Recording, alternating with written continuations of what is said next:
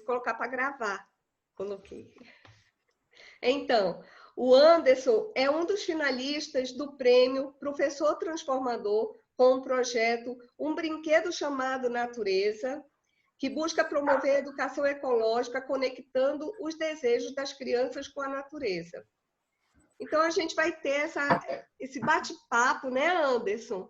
Com o Anderson Bukiak. Ele vai poder falar um pouquinho mais dele e fazer essa apresentação linda dessa iniciativa, desse projeto, né, que eu acho que já é ganhador do prêmio, né, Anderson?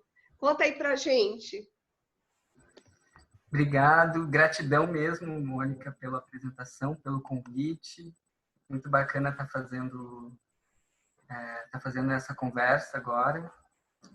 Uma live, segunda live minha, né, nesse meio de pandemia.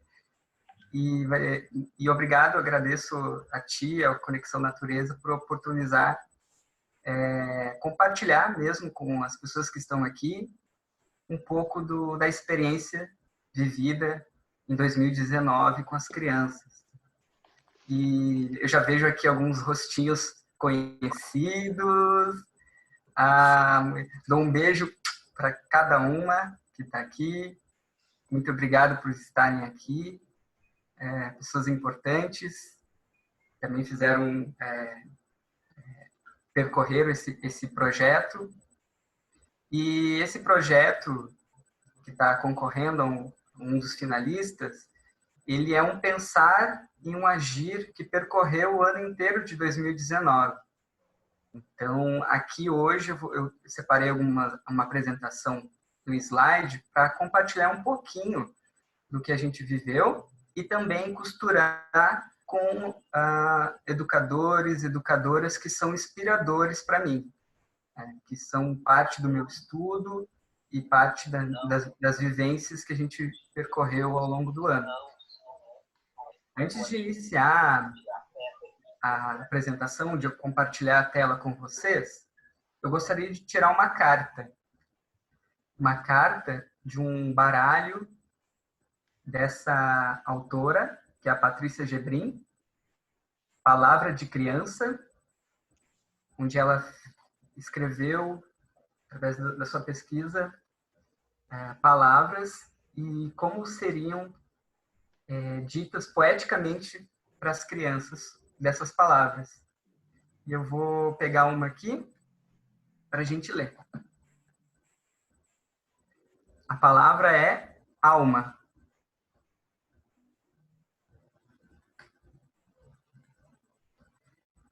É uma parte muito velha da gente, tão antiga que às vezes a gente até esquece que tem. A alma existe para nos ajudar a lembrar de coisas que a gente esqueceu. Se a gente ouvisse mais, ia acordar e ficar sabido que nem ela.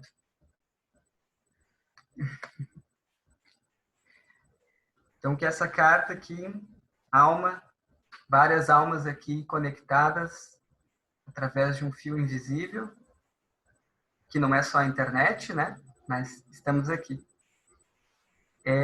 Minha primeira experiência, tá? Então, se der algum problema aqui, vocês me sinalizem. Vou tentar compartilhar agora a tela.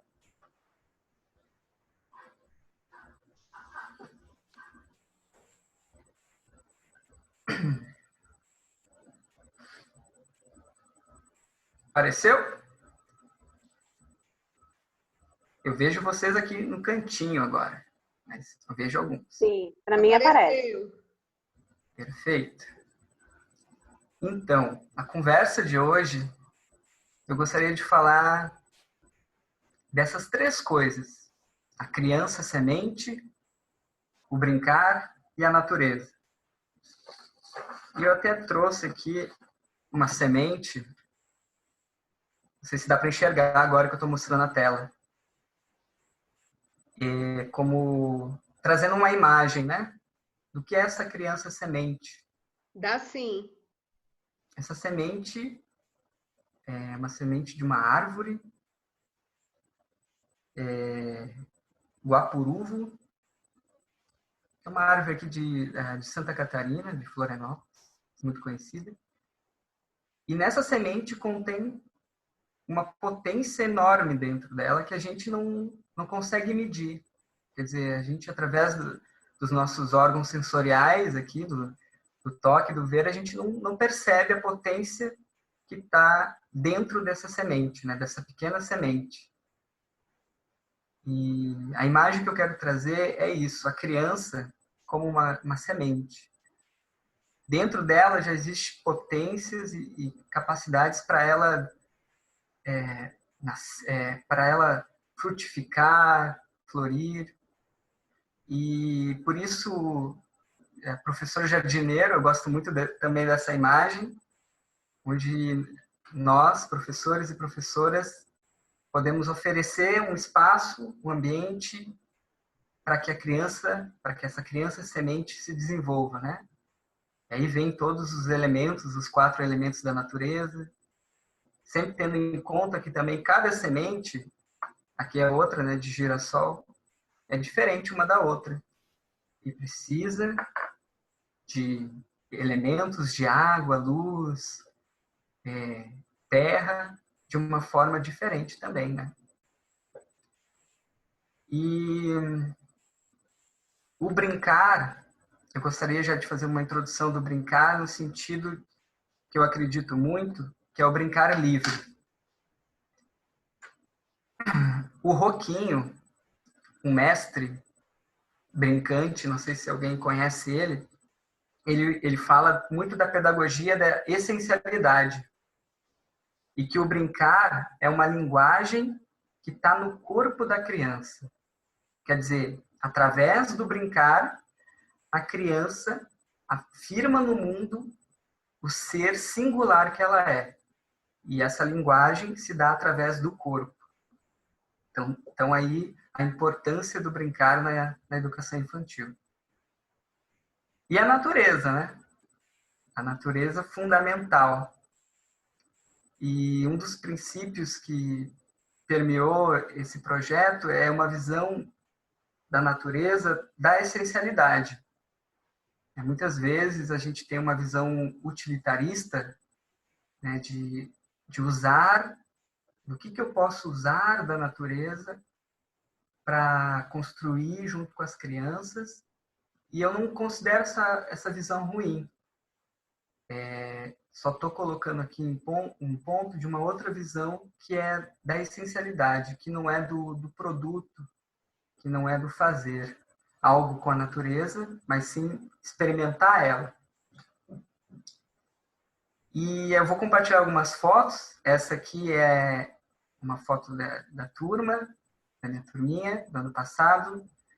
Da esquerda para a direita, Raíssa, Micaele, Jasmine, Mirella e o Christian.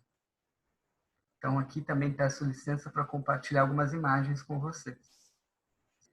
Qualquer pergunta que possa surgir, por favor, faça no chat, e aí a Mônica pode nos auxiliar. Bem, ainda fazendo uma introdução assim desse projeto, eu trouxe aqui uma frase, deixa eu ler aqui a frase da nossa querida Lídia Ortelli, uma inspiração para mim. Tive o prazer de estar junto com ela, juntinho esse ano. Ela veio a Porto Alegre, vi que algumas pessoas que estavam também na Lídia, no evento da Lídia, estão aqui. E a gente trouxe essa frase para a gente poder meditar sobre ela, né? A substância do brincar é a alegria.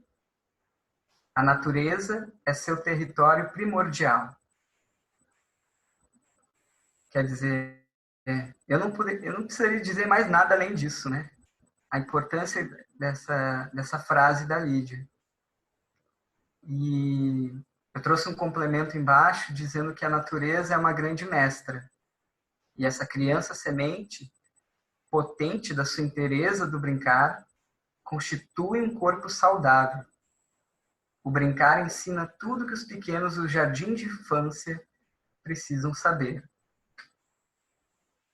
E essa foto aqui do Eric, que estava com a borboleta na mão, no punho, e quando eu tirei o registro, a borboleta voou e beijou o rosto dele, né?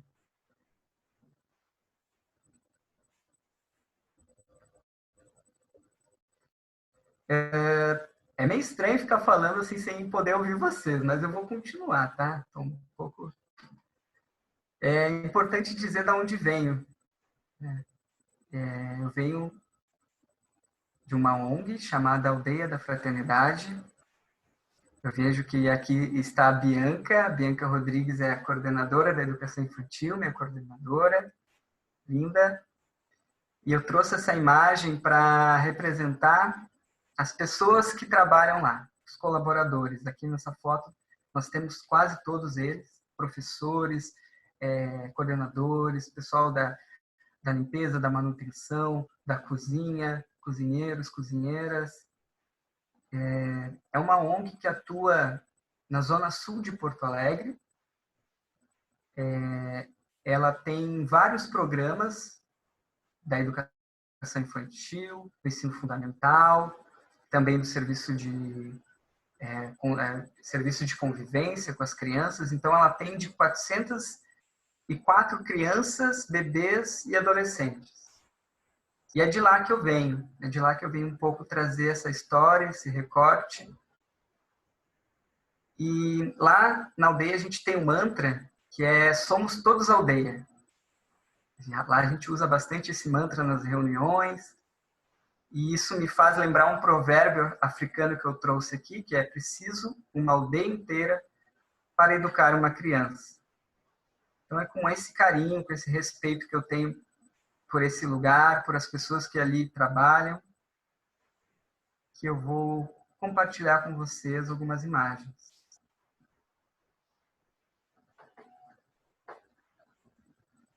Bem, deixa eu ver. Sim.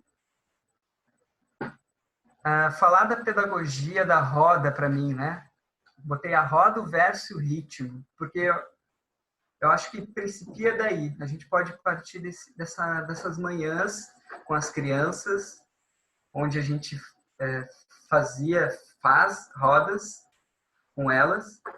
E eu gosto muito de estudar as rodas, né? Existem muitos tipos de rodas, formas de fazer rodas com as crianças. Tem os círculos de cultura, do Paulo Freire, tem as rodas de conversação, do Bakhtin, e tem a roda que me inspira muito com as crianças, que é de círculo de construção de paz da Kay Pranes. E é também uma das práticas que a instituição faz nas nossas reuniões, nas nossas formações, que a gente chama lá de check-in. Com as crianças eu chamo ele de roda mesmo, com os adultos a gente chama de check-in, que é esse momento de chegada, de compartilhar como que a gente está chegando, como a gente está se sentindo, o que a gente está pensando. E esse momento eu prezo muito dentro da rotina que a gente cria junto com as crianças. Ali já tem uma foto com a representação, que é uma vela perfumada no centro, flores de jasmim manga, trazido pelas crianças, e também a gente utilizava de objeto da palavra, né? Objeto da palavra para que ia circulando entre as crianças, e todas elas tinham a oportunidade de falar nesse momento da manhã, como elas estavam sentindo, o que elas estavam pensando, e o que teriam feito também no dia anterior ou no final de semana.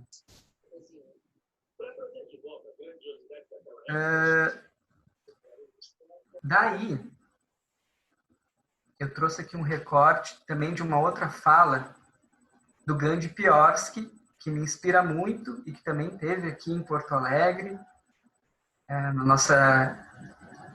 organizado pela Madre Terra, uma residência criadora, muito potente, e que faz esses encontros. E o Gandhi, ele tem um livro chamado Brinquedos do Chão e a Natureza, O Imaginário e o Brincar. Recomendo muito essa leitura. E numa das frases ele diz: a natureza tem a força necessária para despertar um campo simbólico criador na criança. Ao lado eu trouxe uma imagem de uma mandala feita de pedras pela Pietra. A Pietra que tem 6 anos e ela gostava muito de brincar com pedras. Um dia ela fez esse desenho, essa mandala, e me chamou: prof, olha o que eu fiz. E olhando essa imagem, o registro dela me lembrou muito do que o Gandhi tem a dizer sobre o imaginário, o simbólico e a criança.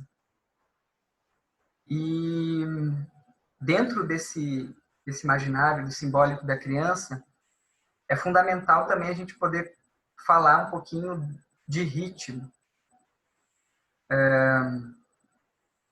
O ritmo é algo que está presente em todos nós, está presente na natureza. E eu gosto muito da imagem da respiração, que traz um ritmo de inspirar e expirar. A respiração é o ritmo desses 2 polos, né? De inspirar e expirar. E assim como na respiração, o momento de exalação é maior do que o momento de inspiração, eu vejo que o brincar na escola, na criança, também é assim. Quer dizer, há momentos de concentração, há momentos de roda que a gente faz, como exemplo, e há momentos de brincar livre. E esse brincar livre, para mim, ele tem uma importância e ele tem que ter um tempo maior para que aconteça. Maior do que as rodas, maior do que o ritmo de alimentação, né, de chamados horários de descanso da criança na escola ou da alimentação. O ritmo de brincar tem que ser um tempo bom, suficiente, né? Ainda mais, sobretudo, crianças que passam o turno integral, né? O dia inteiro na escola. E é nesse ir para fora da sala, como diria Leia Tiriba, né? O desemparedar das crianças, esse ir para fora, para o pátio, é que possibilita para elas os aprendizados. E a aldeia, ela tem essa característica de ter um espaço muito potente em natureza. São cerca de 13,5 hectares ao lado do Morro do Osso, que é uma reserva, é um parque de reserva ambiental da cidade. E na escola existem muitas árvores frutíferas, uma pracinha do lago, com peixes e tartarugas, 2 praças, na verdade, e é muito rico em natureza, tanto na flora e na fauna, né, com os bichinhos que a gente encontra no jardim. E eu gostaria de compartilhar com vocês uma mini história de uma manhã na escola, que fala um pouquinho desse simbólico que o Gandhi nos aponta. Eu vou ler para vocês e depois a gente pode olhar as imagens. Olha o que eu achei, diz a criança segurando galhos. Eu, professor, penso logo em fazer uma cabana, mas não digo nada. Apenas falo, precisamos de algo para amarrar esses galhos. Outra criança pega folhas secas compridas e me entrega. Faço um nó e observo o que dali pode ser feito. Outra criança diz, é uma árvore de Natal. Em seguida, um grupo de busca sai à procura de materiais para a árvore, enquanto outro grupo de construção organiza os elementos. Surgem pinhas, folhas, flores, concha de caracol, tijolos eram os presentes, e até um santo trazido por uma menina apareceu. Felicidade, alegria, um rito se forma. é Natal no imaginário infantil. É Natal todos os dias nas infâncias plurais. Quer dizer, dali, de uma simples galhos, 3 galhos, surge uma brincadeira, surge um ritual. Em pleno março de 2019, as crianças fazem Natal. E, para minha surpresa grande, ali uma menina traz o São Francisco, que eu achei muito simbólico, coloca ali no meio das pinhas, e elas brincam de entregar presentes, que são os tijolos, para as outras crianças. Eu acho que essa imagem, essa história, ela já diz muito, muito, muito sobre o que é esse brincar na natureza, o que é o brincar através do construto natural e simbólico. Não sei se alguém tem alguma pergunta, alguma fala até aí. Eu me sinto um pouco sozinho conversando e falando. Eu vi que a Mônica Siqueira, no início, ela perguntou se, eu acho que se vocês trabalhavam com a pedagogia Waldorf. Não é isso, Mônica? Boa. A pedagogia Waldorf, ela é uma inspiração. A escola, ela não é Waldorf, mas ela se inspira também na pedagogia Waldorf. E eu tenho feito os estudos desde o ano passado com a antroposofia e com a pedagogia Waldorf. Então, muito daquilo que eu coloco aqui vem de inspiração da pedagogia Waldorf. Mas a escola não é Waldorf. Assim. É uma escola comunitária que atende crianças da região do bairro Tristeza. E ela se principia em vários aspectos. E isso eu agradeço muito a Bianca, que está aqui, pela liberdade pedagógica. Pela liberdade pedagógica, que é algo que também sei pelas realidades de várias escolas que às vezes não ocorre, né? Às vezes o professor fica preso, entre aspas, em algum aspecto pedagógico da escola ou da coordenação, e não consegue muito sair dessa linha. E lá a gente tem essa liberdade pedagógica e um apoio emocional muito grande. Então, eu sou muito grato à Bianca, que está aqui, e a todo mundo que trabalha lá. Seriam muitos nomes aqui a citar, por essa liberdade pedagógica. Deixa eu ver aqui. Opa, aqui, se a gente não tiver nenhuma outra pergunta, eu gostaria de compartilhar um vídeo. Eu não sei como que esse vídeo vai rolar aí para vocês. Eu acho que ele trava um pouquinho. Eu vou tentar aumentar no máximo para que vocês possam ouvir o que as crianças estão dizendo. Mas depois, se não entenderem, eu faço uma transcrição.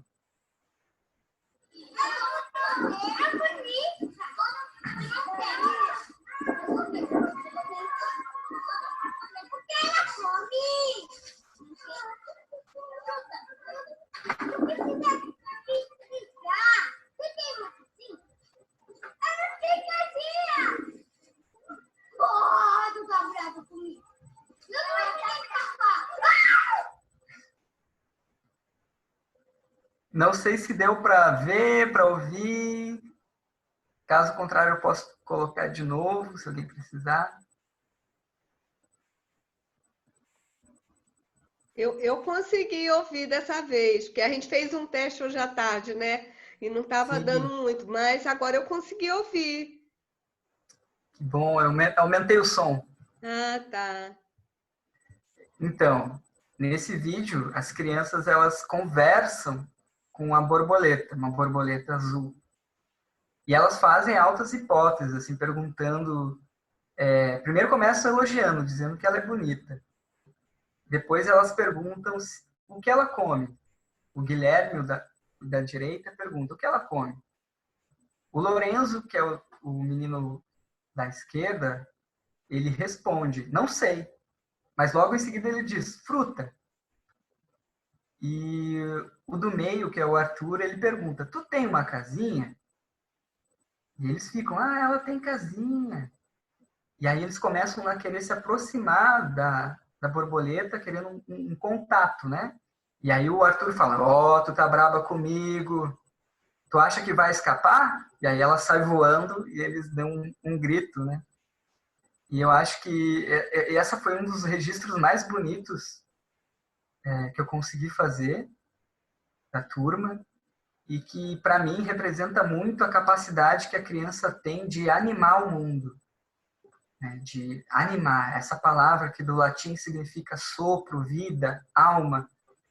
Então, as crianças, elas conversam com as pedras, elas conversam com as flores. Elas são capazes de enxergar o invisível, o que para nós adultos se tornou invisível, que a gente deixou de ver dessas miudezas.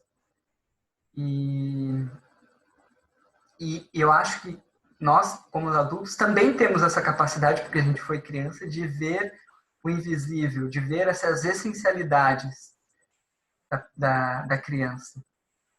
E, para mim, nesse sentido, a criança me inspira, é poesia, e esse contato, essa possibilidade delas terem esse contato com a natureza e não verem a natureza como algo tão diferente do que nós somos, porque nós também somos natureza, traz uma sensibilidade incrível.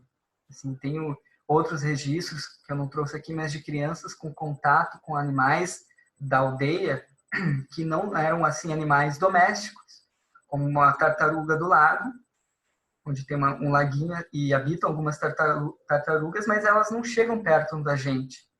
Mas num belo dia, a tartaruga se aproxima da Isabelle, uma criança, e a Isabelle consegue pegar a tartaruga na mão. E isso, para mim, é muito importante falar. Eu acho que esse tema todo, né, da conexão com a natureza, da gente poder se reconectar com a natureza, de um modo muito específico, eu acho que essa realidade que a gente está vivendo hoje, esse vírus que está aí, nos pede para olhar para a natureza, né?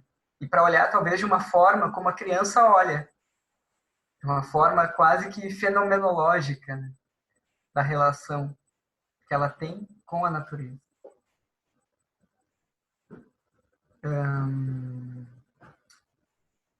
Tem Anderson, deixa eu ler aqui um pouquinho. Opa, pode. A Nanda está falando aqui no chat, incrível essa árvore e este aprendizado. Seria uma cabana com a sua interferência e você podaria esta árvore junto à imaginação das crianças. Sim. Esse é um exercício de grande desafio, assim eu considero. São dois grandes desafios, assim como professor, com crianças pequenas.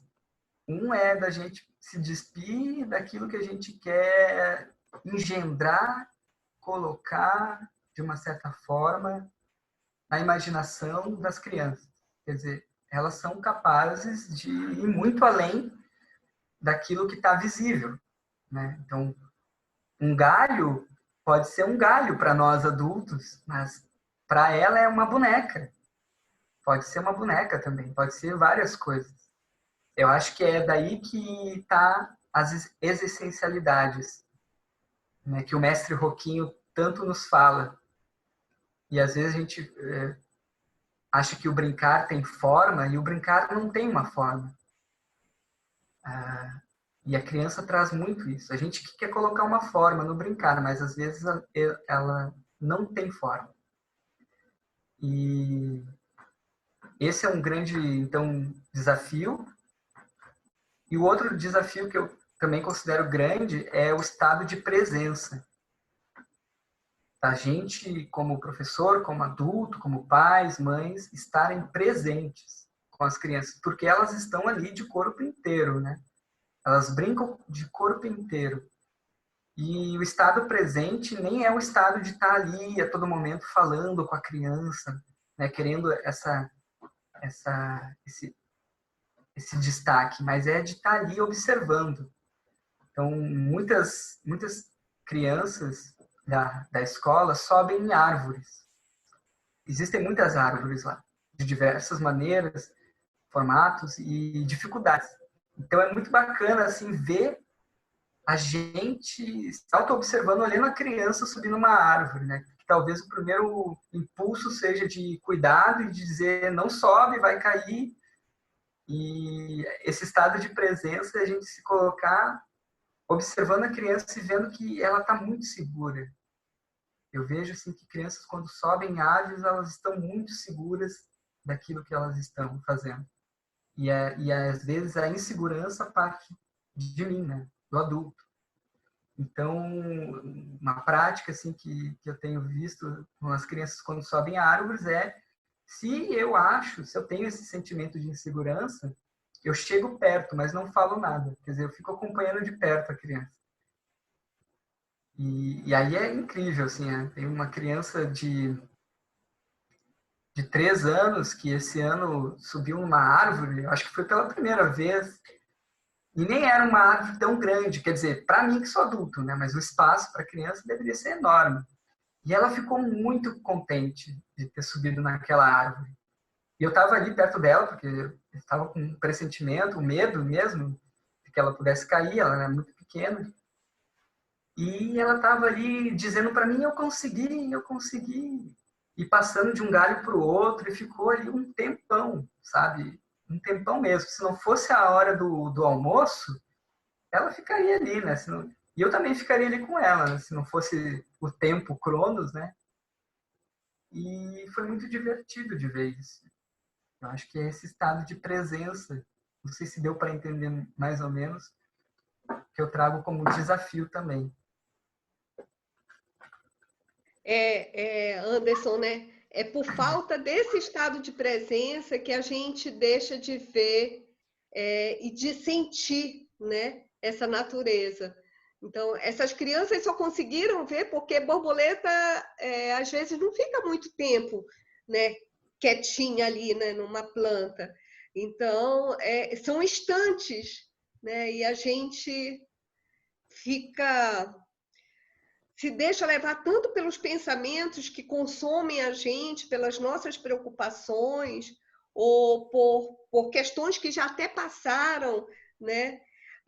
Ou por coisas que podem acontecer e às vezes nem vão acontecer, que são esses pensamentos que ficam, né, na nossa cabecinha, e a gente deixa de viver esse momento presente. Então, eu acho que a gente tem muito a reaprender com essas crianças, porque a gente já foi criança também, né? E a gente, assim como as crianças que são natureza na sua essência, a gente também é natureza na nossa essência.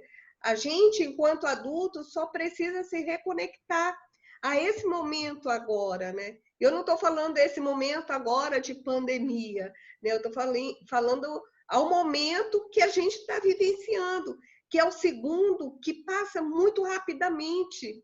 O segundo sempre está já no passado, porque, né? E a gente não se dá conta disso, né? Então, eu acho que observar esse olhar, eu tenho aprendido demais com vocês, né? Que estão no dia a dia com essas crianças e tal.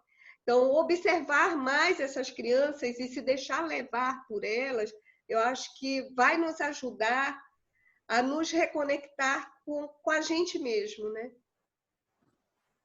Com certeza. Com certeza, com a natureza que nós somos. Né? E aqui eu trouxe umas imagens de registros das crianças. Quer dizer, eu fiz alguns registros de fotos, mas ao longo também do ano, a gente ia fazendo registro através do desenho. A arte, né? Eu acho... Eu separei apenas esse momento, mas ela é muito importante para mim, na educação infantil, para falar sobre a arte. E o desenvolvimento do desenho traz, e da observação da criança do desenho é incrível. Ali a gente tem uma primeira imagem, uma foto de vários tipos de folhas que as crianças encontraram na escola, na aldeia. E aí a gente trouxe para a sala essas folhas, e numa dessas rodas eu sugeri que as crianças desenhassem aquilo. A gente foi vendo mesmo, né, o que elas viam, a cor, a diferença, e depois que elas pudessem livremente desenhar a folha que quisessem. E ali eu trouxe um exemplo do Lorenzo, que desenhou uma folha. Parece até que ele passou por cima, né, da folha, mas ele não passou. Eu vi o processo de desenho dele e ele não passou por cima da folha. Aqui embaixo a gente tem uma imagem de um caracol, que é a Carolina. Foi um caracol que eles adotaram, eles acharam na aldeia. E acharam esse vaso aqui, esse pote, colocaram ele ali dentro, fizeram uma casinha, areia, e aí foram colocando coisas que eles achavam que um caracol precisava para sobreviver. E eles adotaram esse caracol, colocaram nome, ficaram com eles uma semana. Depois o caracol seguiu sua vida, né? Um belo dia eles chegaram na escola e o caracol não estava mais lá, a Carolina, mas foi uma semana de vivência muito incrível, assim. E a gente tem uma horta, tem a possibilidade, na aldeia tem uma horta também, um sistema de agrofloresta incrível. A gente tem uma agricultora que cuida desse espaço. E uma das perguntas das crianças é o que o caracol comia. Então a gente foi lá conversar com a Danusa, agricultora, que nos ofereceu couve e deu para o caracol, né, comer durante a semana. Se alimentou daquela couve. E também outras descobertas, né? Elas viram que o caracol também fazia as suas necessidades, né? Então, o caracol tinha suas, defecava ali no ambiente, no pote. Elas se surpreenderam muito com isso.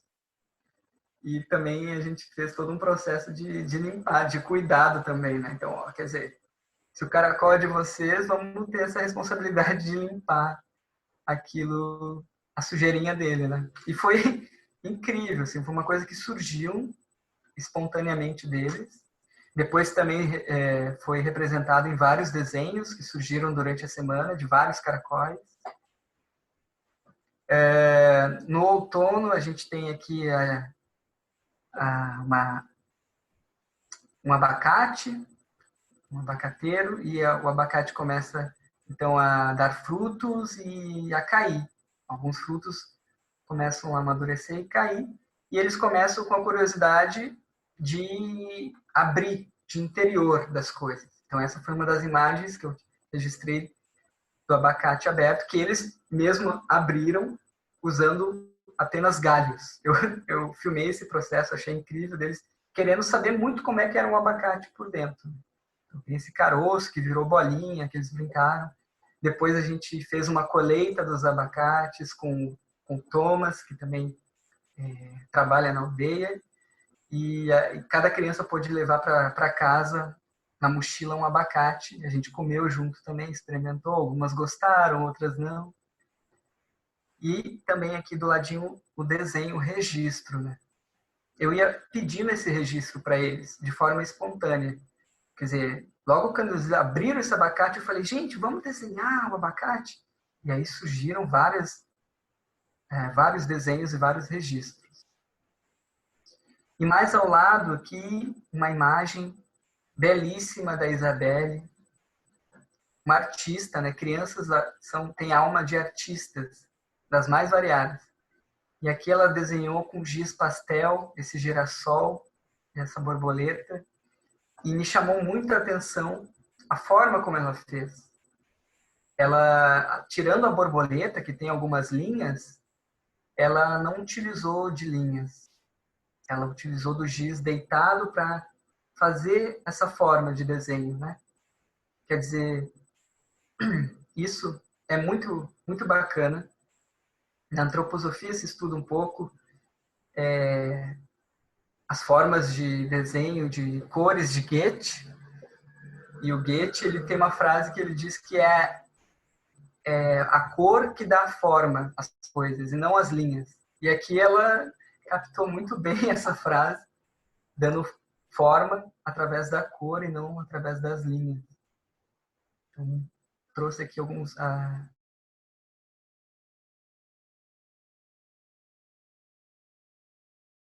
Anderson. Anderson? Opa, eu acho que sem querer Oi. sair. Caiu. Mas, ó, tem alguns comentários aqui, algumas perguntas. Enquanto você volta lá na sua apresentação, deixa eu... A Raquel comenta aqui, educar é mostrar a vida a quem ainda não a viu, segundo Rubens Alves. A Edinalva tá dizendo que conversa interessante, pena que ela chegou atrasada. Ela está dizendo que ela foi criada no sítio com árvores. Minha árvore preferida era a flamboyant. Aprendi cedo a subir em árvores. A Mônica, ela tem uma curiosidade, que também é uma curiosidade minha. Vocês têm uma abundância, né, de natureza nesse espaço de vocês na aldeia, não é? Então, tá ouvindo? Caiu aqui, agora voltou. Eu perdi a pergunta. A Mônica Siqueira, ela fez uma pergunta que também é uma pergunta que eu estava me fazendo, pela abundância de natureza que vocês têm nesse espaço, né, da aldeia. Essa riqueza que vocês têm de natureza, né? Como são as atividades diárias? Vocês falaram, você mencionou também que são ao todo 400 crianças, né? E como é esse dia a dia dessas crianças com essa abundância de natureza? A faixa etária também. Então, eu venho do jardim de infância. Então, são faixa etárias de bebês até 6 anos, de crianças. Depois tem a escola de ensino fundamental e tem o serviço de convivência, que também é oferecido contraturno para as crianças.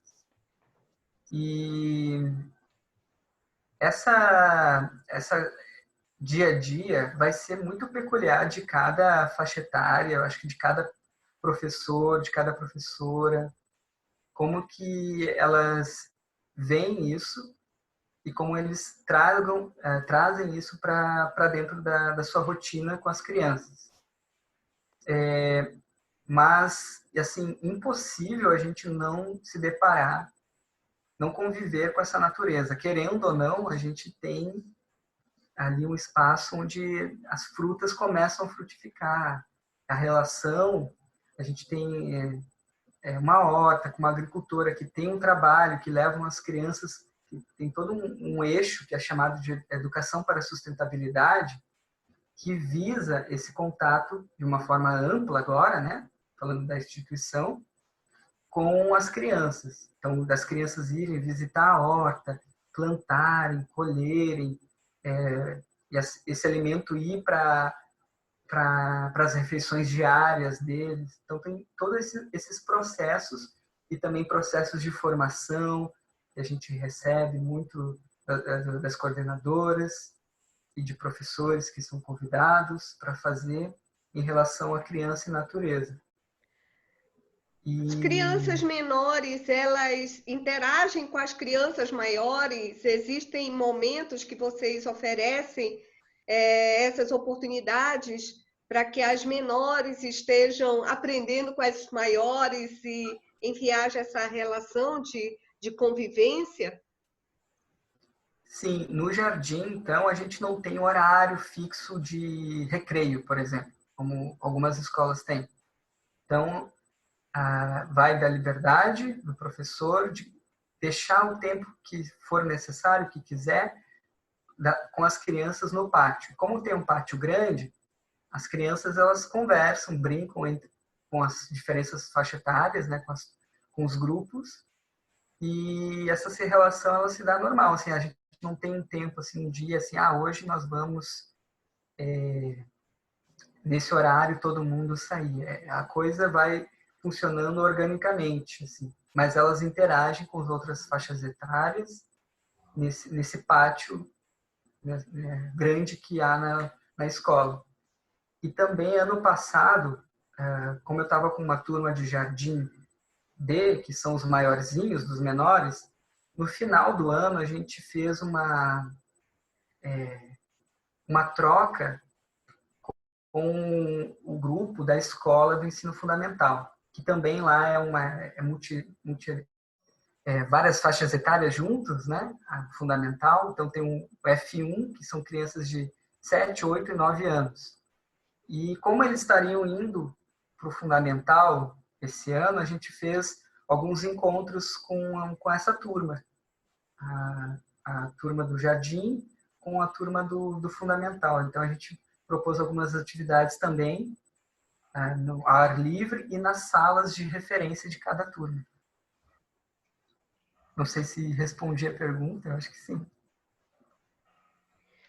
E outra coisa que vocês devem aproveitar muito também é que é a possibilidade que essas crianças têm de ver o ciclo, né, da natureza, acompanharem as estações, verem essas mudanças, né?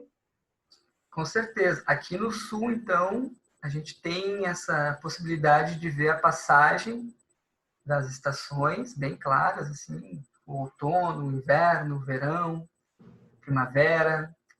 E é muito bacana ver as expressões que as crianças vão trazendo através dessas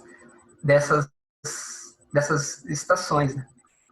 E eu gosto muito de contar histórias. Eu não trouxe isso, mas também aprendi isso na pedagogia Waldorf. Então, eu trago histórias que a gente conta para elas todos os dias.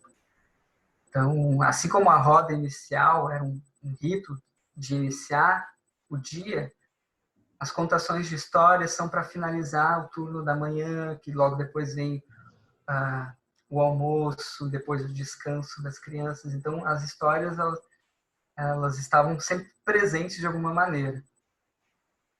E histórias que a gente pode se inspirar nas estações. Eu não trouxe aqui, mas tem... Na primavera, a gente fez a história da Menina da Primavera, que eu inventei uma história para eles, a gente confeccionou bonecas através de tecido de chita, e isso percorreu um pouco esse período da primavera. Apenas trazendo como exemplo, né? Eu não trouxe isso porque eu queria, nessa apresentação, poder trazer mais do que elas trouxeram para mim, do que eu, como professor, trouxe para elas. Anderson, tem aqui no chat a Raquel. Ela diz: Anderson, sua fala me fez recordar dos 4 pilares da educação de Rubem Alves. Aprender a aprender, aprender a conviver, aprender a fazer, aprender a ser. Você se inspira em Rubens Alves também? Ela pergunta. Sim, nossa, Rubem, Manuel de Barros, Mário Quintana. Para mim, os poetas são muito inspiradores e são muito próximos das crianças. Eu sei que tem um livro que se chama, acho que A Poética da Criança. Agora não consigo me recordar o nome do autor, mas eu não li ele ainda. Eu tenho que ler como referência também para mim. Não sei se alguém pode lembra. Enfim, me fugiu o nome dele. Tá. A Patrícia, ela comentou aqui também no chat que ela diz que ela percebe que as construções e aprendizagem partem das descobertas vividas no cotidiano, certo? Ela pergunta, né? Como você definiria o papel do professor? Essa é uma grande pergunta, né? definir o papel do professor. Eu não quero colocar isso num papel, assim, eu entendi a pergunta dela, é importante, mas eu acho que, para mim, na educação infantil, o papel do professor se vincula muito com os dois desafios que eu coloquei. Para mim, Anderson, né? Que é o estado de presença e da gente poder frutificar a imaginação da criança. E isso requer que a gente não coloque, não engendra a imaginação da criança em algum lugar. Quer dizer, antes de a gente tomar alguma uma atitude, talvez observar o que a criança traz de imaginativo dela. A Vera, ela fez um comentário, só que eu vou convidar a Vera para falar. Não quer falar, Vera? O comentário dela é bem... A Vera está por aqui ainda? Tá, Vera. Fala aí, Vera. Espera aí que eu não estou te ouvindo. Oi, Vera. Oi, pessoal. Oi, querida. Eu não quis atrapalhar, mas ano passado eu tenho tido a turma do Infantil 5 na escola, e ano passado, no meu projeto, eu resolvi trabalhar os 5 sentidos em função de alguns fatores que eu observei da necessidade do grupo, né? E iniciei, então, como eu escrevi, pela saída de campo ao redor da escola, para que eles pudessem observar a natureza, buscar aquilo que seria do interesse deles, que eles pudessem resgatar algumas coisas. Então, levamos sacolas, né? Então, eles queriam trazer tudo, inclusive viram um passarinho morto no chão e queriam levá-lo para a escola. Então, nós conversamos muito no caminho, né, na quadra toda, sobre tudo que eles observaram, e cada um buscou e recolheu o que queria, o que mais se identificou. E, feito isso, voltamos para a escola, colocamos tudo no chão e começamos a observar e classificar o que havia sido coletado. E, nossa, isso durou assim um tempo enorme, né, de observação e manuseio também, né? Muito rico. E então eu combinei que no dia seguinte nós voltaríamos a falar sobre isso e que então a gente decidiria o que fazer com esses materiais coletados. E aí eles resolveram então o que eles queriam. Então, em duplas, na verdade foi, né? Cada um escolheu o que queria fazer. Então, saíram isso, saiu a funda, saiu... Um olhou, achou que tinha um pauzinho no meio lá que poderia virar uma bengala, outro arco e flecha. Então, nós fizemos vários materiais que têm muito a ver com a questão das tribos indígenas. E o nosso trabalho, nesse sentido, ele nos levou a um passeio também, onde eles puderam observar, né, tudo aquilo que a gente havia falado sobre o desejo deles de produção, e eles acharam maravilhoso, ficaram encantados com tudo que viram. E nós fizemos eu comprei alguns materiais também lá da tribo, né, para que eles pudessem brincar e ter a vivência. E fizemos uma exposição depois aos pais com fotos e então a coletânea do trabalho que eles confeccionaram. E eles puderam, assim, acharam o máximo tudo o que aconteceu e foi um início maravilhoso assim do projeto, eu diria, né? Eu gosto muito disso.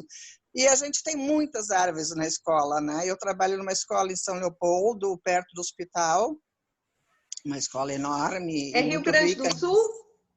Rio Grande do Sul, isto. E é muito rica nesse sentido, são várias árvores. Eles adoram subir em árvores, né?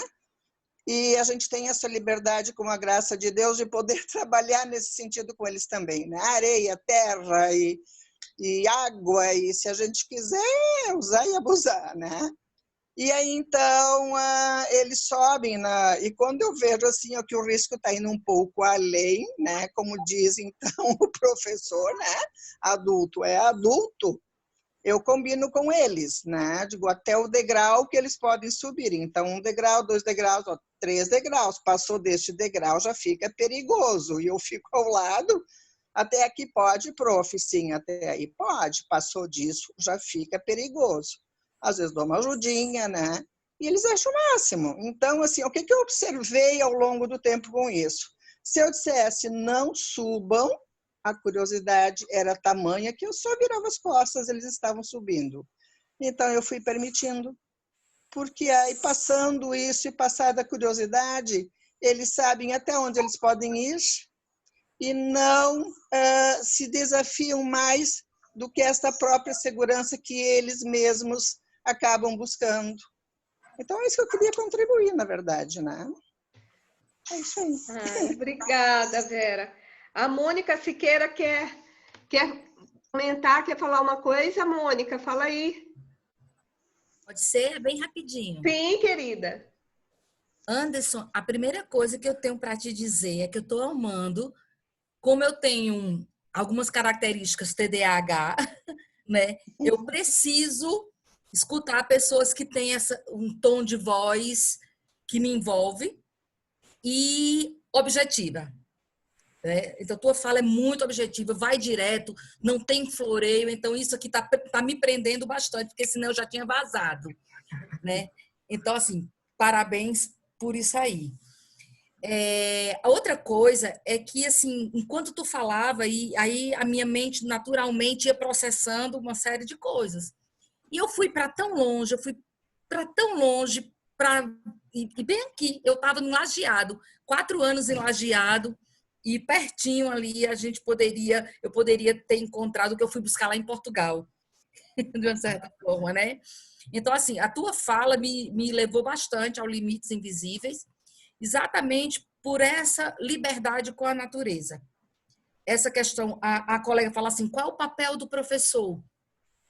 Lá, a gente buscava muito assim, qual é o papel do adulto no processo, e não do professor em si, o papel do adulto. Então, assim, ver o teu trabalho de forma similar, de liberdade, de construção, de ter que o educador, o jardineiro, o adulto, ter que parar, desacelerar e deixar a criança ir, isso é incrível. Então, assim, eu vou te procurar. Vai chegar uma horinha que eu vou te procurar, porque, assim, nós ainda temos essa dificuldade da liberdade infantil, né? De deixar o espaço, 1 degrau, 2 degraus, 3 degraus, como a colega falou, mas e deixar e ver no que vai dar. Então, assim, eu estou muito feliz de estar te escutando e saber que esse trabalho acontece da liberdade, a natureza como fonte inspiradora da liberdade, né? De ver assim, vai, não responder o que a criança quer, deixa a criança encontrar suas próprias respostas. Então, assim, estou muito feliz de estar aqui te escutando. Muito feliz mesmo. Obrigado! Maravilhosa! A Raquel, ela inclusive comentou isso aqui, né? Que a natureza, ela possibilita o aprendizado dos limites, né? E falou que foi muito interessante, Vera, tudo isso que você trouxe para a gente, essa sua vivência, né, com as crianças. E a Mônica Siqueira, quando ela fala no Limites Invisíveis, é um programa que tem em Portugal e em Coimbra, né, que ela teve a oportunidade de conhecer e de vivenciar e de fazer as atividades lá, inclusive a gente teve uma apresentação, quem não pôde participar está no nosso canal aqui da Conexão Natureza no YouTube, a apresentação sobre o Limites Invisíveis, né, que foi feito pela Isabel Duque, que é uma educadora portuguesa com experiências em escola de floresta. Então, se você perdeu essa apresentação, vai lá no nosso canal, que está completinha lá, né? A Edinalva, ela fala aqui para a gente, pena que nem sempre as escolas dão prioridade ao trabalho com a natureza, dependendo da abordagem e concepção que a escola tem, isso fica em segundo plano. Realmente, assim, tem um livro da Lea Tiriba, Deixa eu ver se eu estou com ele aqui. É o último livro dela, que ela traz uma referência de um censo que foi realizado nas escolas em 2017. E que de cada quatro escolas, três, só uma tem espaço de contato com a natureza, entendeu? Então, é um privilégio para as crianças do Aldeia poderem vivenciar essa experiência. E o que é legal, porque tem espaços escolares que às vezes até tem algum espaço de contato com a natureza, mas não usa, né? E as crianças continuam emparedadas, né? Então, aproveitar esses espaços. E a Rita Jaqueline Moraes é quem está com a gente no curso Criança é Natureza, Inspirações para a Escola Brasileira. Ela estava dizendo que teve, dentre as inúmeras experiências que ela vivenciou no Rio Grande do Sul e que ela vivencia, né? Ela disse que uma escola teve que tirar o cimento para poder trazer a natureza de volta para aquele ambiente escolar. Uma coisa que me veio à mente agora é a relação também de vocês com as famílias, porque às vezes as escolas fazem um trabalho, né, com as crianças, de estarem promovendo aquele contato com a natureza, e a criança está vivenciando aquilo, mas o adulto já não. E aí, às vezes, briga porque a criança está chegando suja em casa, e por aí vai, né? Eu ouço também muito isso, né, de quem oferece essas oportunidades para as crianças, e as crianças acabam se sujando, se molhando, enfim. Como é que é essa relação de vocês? Como vocês criaram essa relação com a família? Lá, eu posso dizer que, pelo menos na turma do ano passado, isso ocorreu nenhuma vez, assim, da parte da família, né? De reclamar de alguma peça de roupa suja, porventura, ou de algum machucadinho, algum arranhão que pode acontecer na criança subindo numa árvore.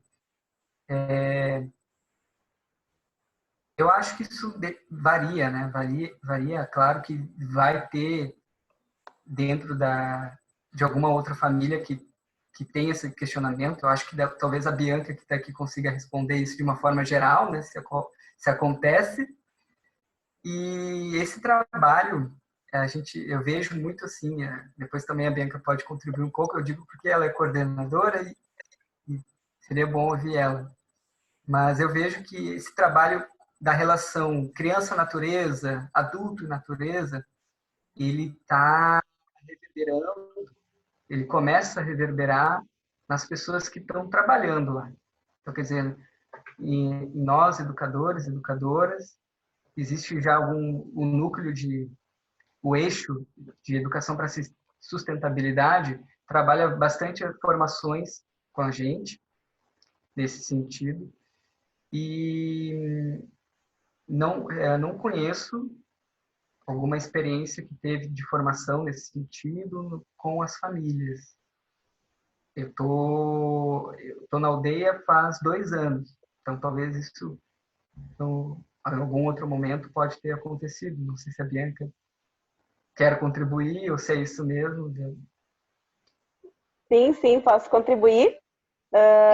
Primeiramente, eu gostaria de compartilhar que eu estou me sentindo muito, muito feliz em estar aqui, contar com presenças assim muito lindas. O Anderson, ele foi um grande presente assim na Aldeia da Fraternidade.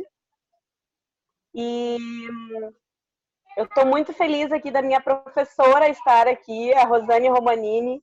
Fui aluna na Unicinos, na especialização da educação infantil. Falaram aqui na Rita também, Rita Jaqueline, 2 pessoas assim fantásticas, né? Tá vendo a presença da Liese também, Pedagogia da Emergência, que esteve lá na aldeia. Então, nossa, meu coração foi se enchendo de felicidade ao ver os rostinhos de vocês. Então, nós acreditamos lá na aldeia que uma proposta assim, para a gente oferecer para a criança, primeiro, é importante que vá para o campo do sentir do educador, do professor, né? É essencial que ele se reconecte, né, com o seu eu criança, que vá revisitar a infância, né? Se a gente vai propor brincadeira, a gente precisa brincar. Se a gente fala em natureza, a gente precisa também explorar essa natureza. Então, nós realizamos encontros de formações que são muito vivenciais, né? A gente vai falar sobre natureza, vamos para a natureza, observá-la, escutá-la, interagir, de que forma, né? E isso, nas reuniões com os pais, a gente também busca trazer essa reflexão.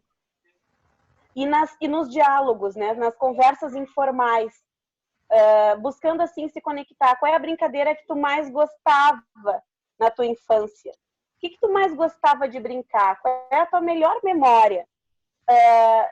100% das lembranças que as pessoas relatam são boas experiências que estão diretamente relacionadas com os elementos da natureza, né? Com a água, com o fogo, com o ar, com a terra.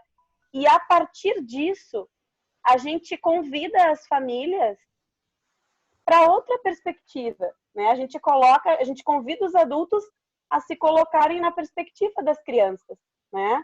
A sensação de subir numa árvore, de sentir o cheirinho de uma folha. Nós temos um grande barranco lá numa das praças da aldeia. As crianças escolheram fazer o percurso, né? Descer o barranco, e que coisa boa, né? Pegar pedaços de papelão, ou o Anderson mesmo incluiu, né? Folhas gigantescas, folhas secas grandes, e eles descerem, né? Trazer aquela sensação. E se a gente for observar, as rampinhas estão com a marca da trajetória deles. E a gente vai olhando, olhando para essas escolhas das crianças e nos questionando, né? É um trabalho que é super exigente, a gente trabalha, assim, nos encontros de formação, com diálogos permanentes com o pessoal da higiene, da manutenção, da limpeza, de entender a importância de um espaço de convivência que precisa ter terra, ter a água, né? E às vezes isso se transforma num barro, e a gente precisa limpar antes deles dormirem, do descanso, né? Então, é um trabalho que a gente entende, eu costumo dizer que tem que ter bala na agulha para conversar, para chamar as pessoas a comprarem essa proposta, né? A entrarem, e acaba sendo muito prazeroso, acaba sendo muito divertido.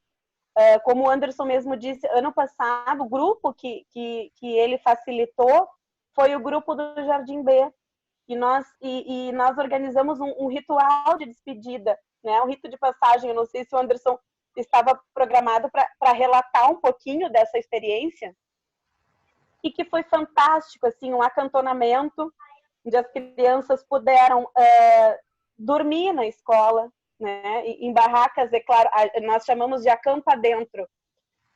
Teve fogueira, eles assaram os marshmallows no pátio da escola.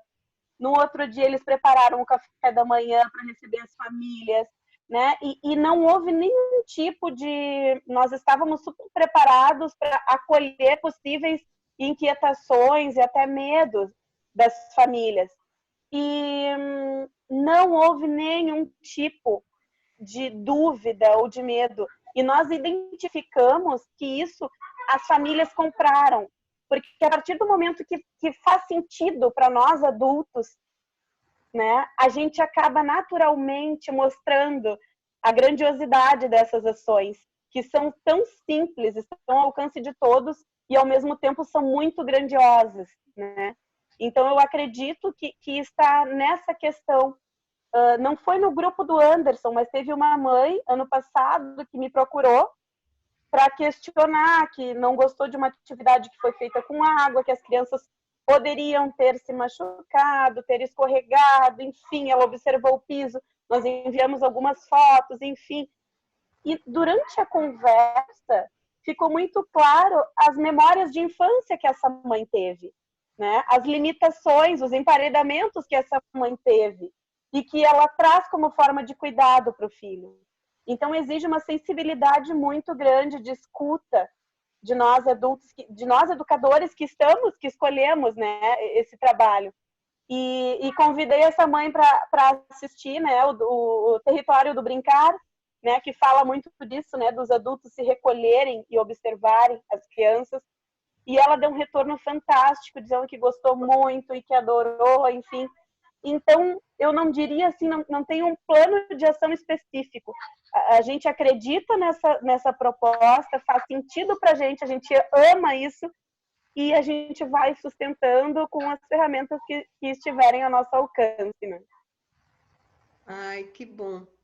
É até fundamental, né, para que o trabalho possa fluir dentro da escola e os professores se mantenham motivados em realizar as atividades que realizam e proporcionar esse contato com a natureza para as crianças, de que a família também seja cúmplice, né, e partilhe com vocês também que faça sentido para elas, né? Que elas entendam a importância do contato com a natureza para o desenvolvimento infantil saudável, né? A gente já está chegando às 8h30, então eu vou ler aqui as últimas mensagens no chat e o Anderson vai fazer as considerações finais dele, a gente faz o sorteio dos 2 livros, para quem puder continuar, já estamos no finalzinho. Então, aqui eu vi que a Edinalva, ela mora em Minas, né? E ela está falando que no norte de Minas temos o Cerrado, que é riquíssimo. Deixa eu ver, a Raquel eu já comentei com vocês, a Edinalva de novo, pena que nem sempre as escolas dão prioridade para o trabalho com a natureza, isso eu também já li. Aí a Nanda, isso mesmo, porque os adultos não têm resposta para a maioria das questões mais significativas na vida. O professor não é o detentor do conhecimento. Amei o acampamento, o acampa dentro, a Edinalva está dizendo. A Bianca quer contribuir, Bianca? Quer falar? Cadê ela Bianca? Falou agora. Tá. Então já falou. Tá. Então vamos lá. Nanda, fundamental, Bianca, olhar o mundo sob a perspectiva das crianças. Sim. A Val, ela está em Alagoas. A Val disse, excelentes experiências, deixar as crianças viverem seu protagonismo. Então, gente, olha, quando a gente está falando de coisas que a gente acredita e que nos deixam felizes, né? A gente fica cheio de energia, com tanto amor, né, no coração, a gente nem sente passar. Mas olha só, já estamos chegando às 8h30. E aí, Anderson? Vamos fechar? Depois a gente faz um outro encontro virtual aqui. Fechou. Faltou 2 slides só. Então, vamos lá para a gente finalizar e aí passar para o sorteio dos livros. Bem rapidinho. Na verdade, quero mais ilustrar esse tema do brincar com os 4 elementos. E aí tem uma porção de gente inspiradora, que me inspira. A Fernanda Poleto, hoje eu conversei com a Mônica. Quem conhece a Fernanda é uma educadora que trabalha muito com os elementos, com os 4 elementos da natureza, numa visão também antroposófica, no sentido de ver esses elementos na criança, de uma forma muito poética. E ela também trabalha com os brincares, com os brinquedos dos elementos. Então, aqui só para uma foto ilustrar algumas dessas possibilidades que a gente pode ter na escola, mesmo aquela que não tenha uma árvore, ou seja emparedada, com muito cimento, a gente pode trazer esses elementos para dentro da escola. Quer dizer, tentar trazer isso, né? Trazer brinquedos de terra, misturar a terra com água, fazer lama, deixar que as crianças brinquem, experimentem com todos os seus sentidos essas brincadeiras, esses elementos, brincar com bolhas de sabão gigante, brincar com o elemento o elemento ar, com pipas, com aviões de papel, possibilitar que as crianças criem fogueiras. Aqui é uma imagem do Acampa Dentro, as crianças assando marshmallow numa fogueira. Deixar que elas brinquem com esse elemento que é tão proibido hoje. Parece que o fogo é dos 4 elementos o mais difícil da gente ver nas escolas, né? Então, possibilitar que as crianças façam uma fogueira, ou a gente pode fazer muito com elas juntos, e que elas experimentem esse brincar com o fogo. E para finalizar, eu queria contar uma historinha, que é também de umas histórias que eu tenho guardado na alma, das vivências com as crianças, que é difícil até colocar em palavras, mas eu vou tentar aqui contar a história da formiga mais poderosa do mundo. Uma bela manhã, as crianças estão brincando no pátio da aldeia e encontram uma formiga, que está logo na primeira foto, uma formiga cortadeira. É uma formiga diferente das que a gente vê normalmente, ela é maior, tem umas garras maiores. E elas se apaixonam com aquela formiga. Começam a chamar ela da formiga mais poderosa do mundo. Essa formiga é a mais poderosa do mundo. E elas começam naturalmente a brincar.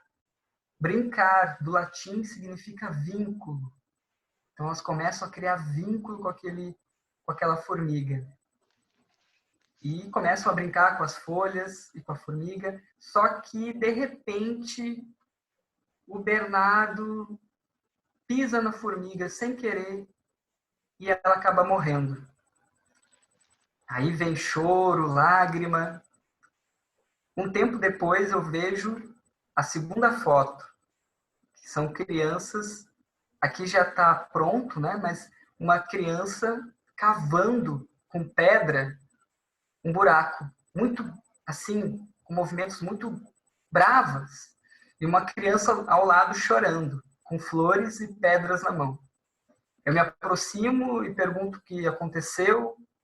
Elas relatam a história e falam que agora eles estavam enterrando a formiga mais poderosa do mundo. Elas enterram a formiga, criam esse ambiente de pedras e flores. Logo, outras crianças se aproximam, que não estavam sabendo da história.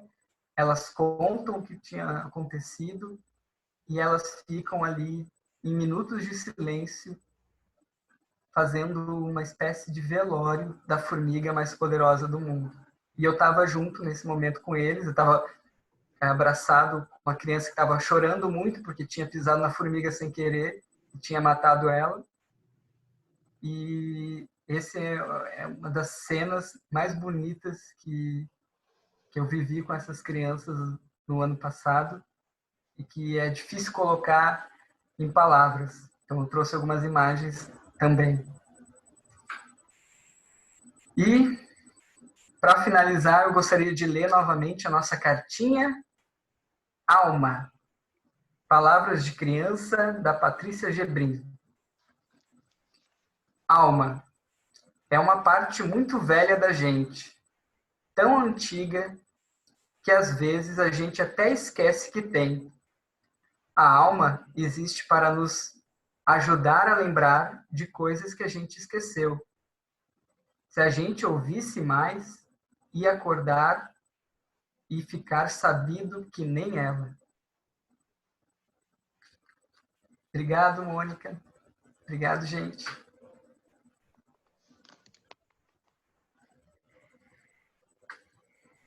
Fica para a gente refletir, né, gente? Eu acho que foi uma noite bem especial com o Anderson.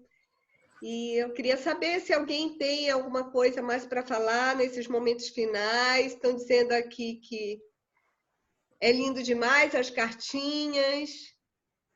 Trabalho maravilhoso, perfeito, encontro lindo, muito interessante. Espero na próxima chegar na hora. Parabéns, encantador teu trabalho, Anderson. Olha só, você ganhou um monte de fã, né? Eu acho que a gente pode aprender muito com essa experiência lá de vocês. né? Quem sabe daqui a pouco vocês não vão receber uma caravana aí de gente do Nordeste, né, Mônica Siqueira? Então, Boa. eu vou junto. Venha. Ó, só lembrando que a aldeia é de todos. Só reiterando a fala do Anderson, a aldeia é nossa, é de todos.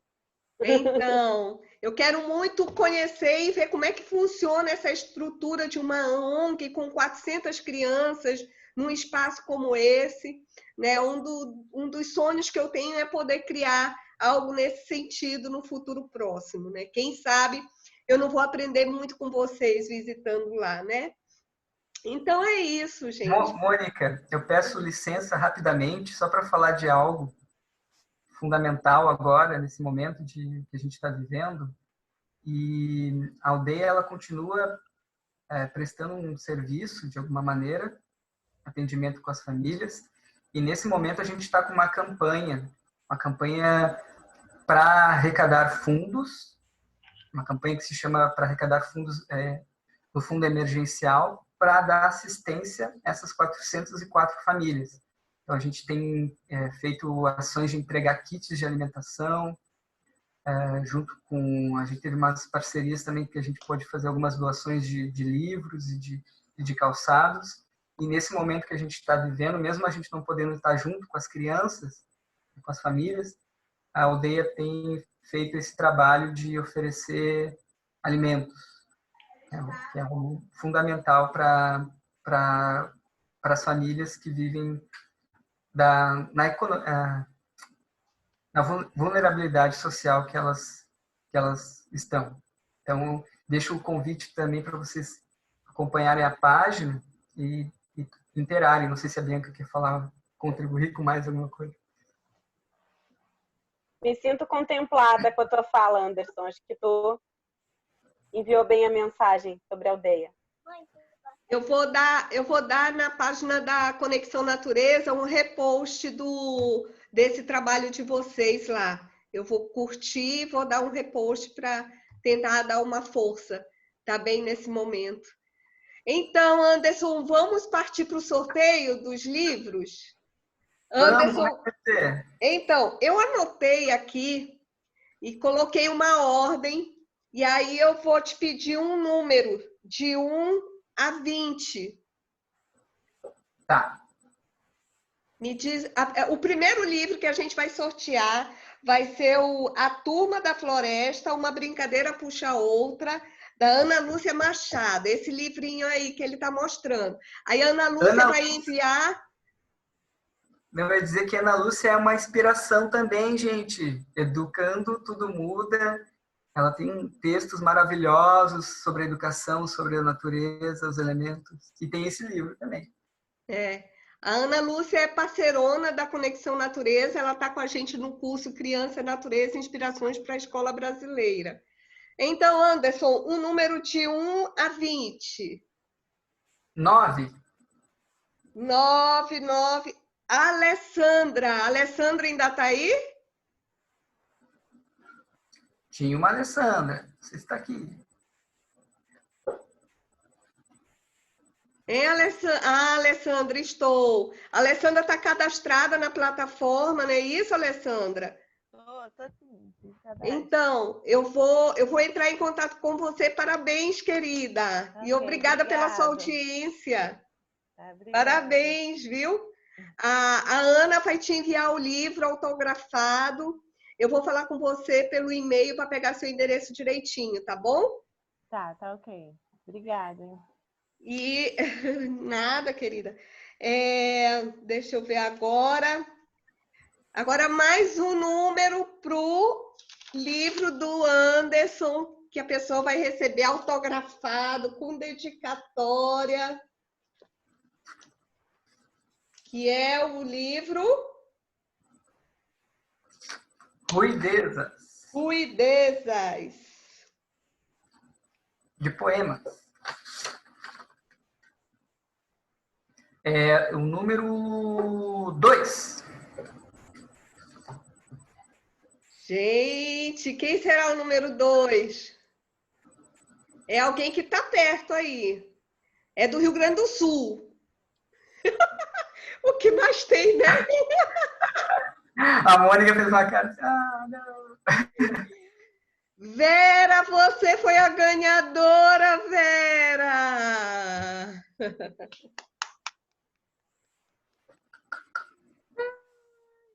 Vera, você também está cadastrada na plataforma, não é? Oi, não estou te ouvindo. Boa pergunta. Porque eu enviei o link para quem estava cadastrado, mas alguém pode ter compartilhado o link contigo. Então, faz um favor para mim, escreve no chat o teu... A OMEP compartilhou. Então, por isso que eu estou tendo essa preocupação. Coloca aqui no chat o seu e-mail que eu vou entrar em contato com você para pegar seu endereço direitinho. Tá. Mas não deixa de colocar, senão eu não vou saber. Tá bom, obrigada. Tá.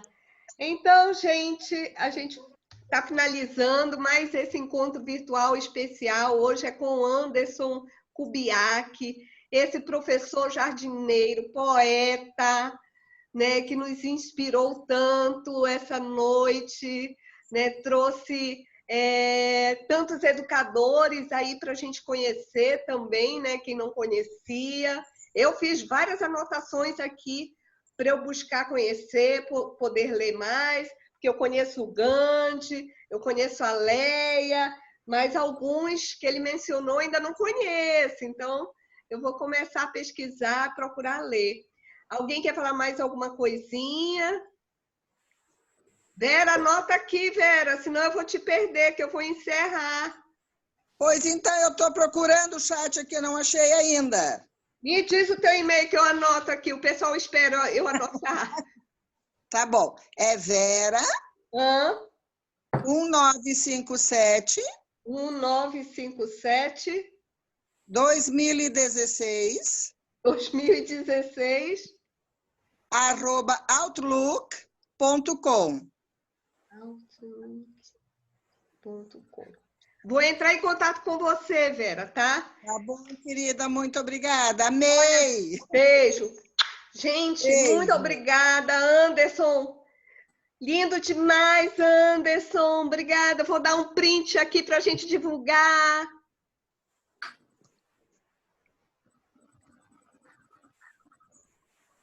Então é isso, gente. Olha, boa noite.